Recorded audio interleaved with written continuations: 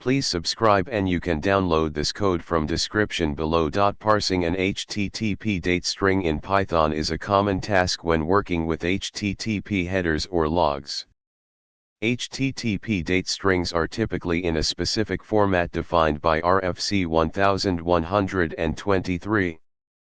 In this tutorial, we will cover how to parse an HTTP date string in Python using the datetime module. Step 1. Import the datetime module.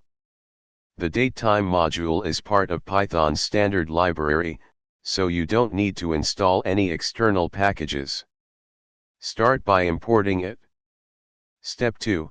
Parse the HTTP date string. HTTP date strings are usually provided in the RFC 1123 format. Here's an example of an HTTP date string. You can parse this string into a Python datetime object using the strptime method. The strptime method stands for string parse time and allows you to specify the format of the date string. Here's how you can parse an HTTP date string. In the strptime method, the format string %a, %d, %b, %y, %h, %m, %s, %z corresponds to the elements in the HTTP date string.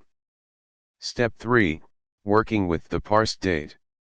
Now that you have parsed the HTTP date string into a datetime object, you can work with it like any other datetime object. For example, you can format it in a different way or perform date calculations. Full example. Here's a complete example of parsing an HTTP date string and working with the parsed date. This example should help you parse HTTP date strings and manipulate the parsed date as needed in your Python projects. ChatGPT.